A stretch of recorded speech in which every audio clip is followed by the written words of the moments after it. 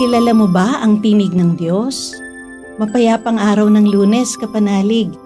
Kapistahan po ngayon ni San Nerio, San Aquiles at San Pancracio, mga martir. Idalangin po natin sa kanila ang magkaroon ng payapa, tapat at maayos na eleksyon sa ating bansa ngayon. Ito po si Sister Rose Agtarap ng Daughters of St. Paul para sa mabuting balita. Magnilay na po tayo sa Ebanghelyo ngayon.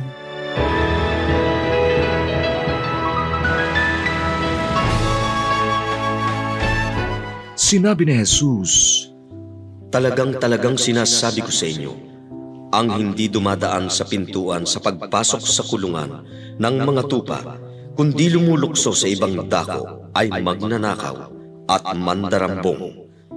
Ang pastol ng mga tupa naman ay pumapasok sa pintuan. Binubuksan siya ng bahay pinto at nakikinig ang mga tupa sa kanyang tinig. At tinatawag niya ang kanyang mga tupa sa kanilang ngalan at inilalabas niya sila. Kapag nailabas na niya ang tanang kanya, sa harap nila siyang naglalakad at sa kanya sumusunod ang mga tupa. Sapagkat kilala nila ang tinig niya, hindi sila susunod sa dayuhan, kundi tatakasan nila siya sapagkat hindi nila kilala ang tinig ng dayuhan. ito ang talinhagang sinabi sa kanila ni Jesus. Ngunit hindi nila maintindihan kung ano ang gusto niyang sabihin sa kanila. Kaya sinabi uli ni Jesus, Talagang sinasabi ko sa inyo, ako ang pintuan ng mga tupa. Magnanakaw lamang at mangdarambong ang lahat ng nauna sa akin. Ngunit hindi sila pinakinggan ng mga tupa. Ako ang pintuan. Kung may pumapasok sa pamamagitan ko, maliligtas siya at papasok at lalabas at makatatagpo ng pastulan. Ang magnanakaw ay hindi dumarating, kundi para lamang magnakaw, pumaslang at magpahamak. Dumating naman ako upang magkaroon sila ng buhay at lubos na magkaroon nito.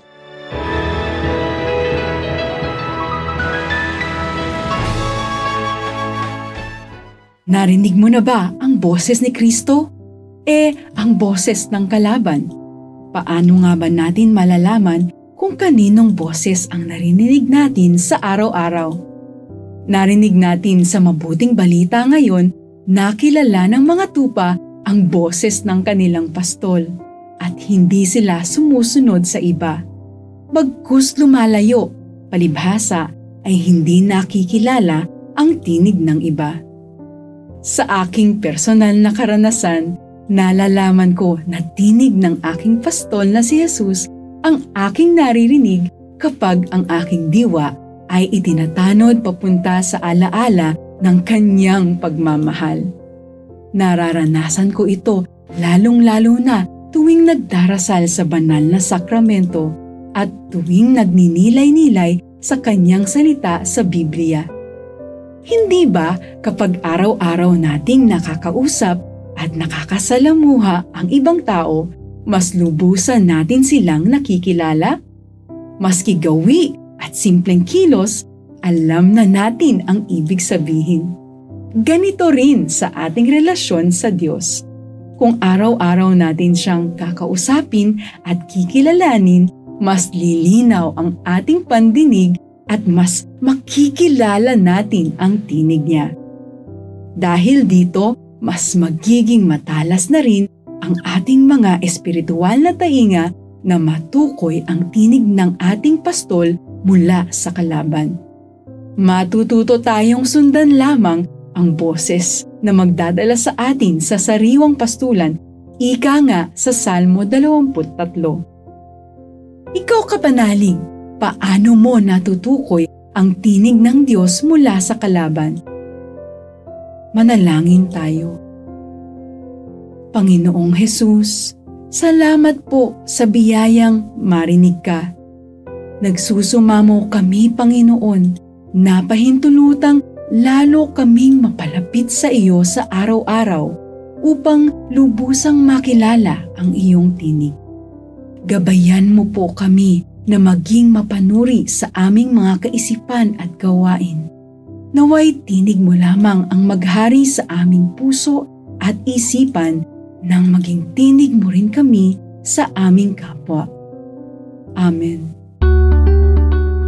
Mga kapanalig, maraming salamat po sa inyong suporta sa aming misyon. Subscribe, like, share, and follow po lines sa aming social media accounts.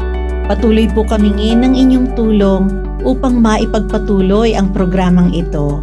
Maaari po ninyong ipadala ang inyong love offerings at donasyon sa aming donations channels. Makakaasa po kayo na kasamang lagi ang inyong mga intensyon at kahilingan sa aming panalangin araw-araw. Ito pong muli si Sister Rose na nag-aanyaya sa inyong manalangin. Sa iyong pagkabuhay muli, Panginoong Hesukristo, binigyan mo kami ng bagong pag-asa at pinalalim ang aming pananampalataya. Panibaguhin mo kami upang masigasig naming maipalaganap ang mabuting balita ng may kagalakan at kapayapaan. Amen. Alleluia. We are here to provide a new way of communicating and proclaiming the gospel.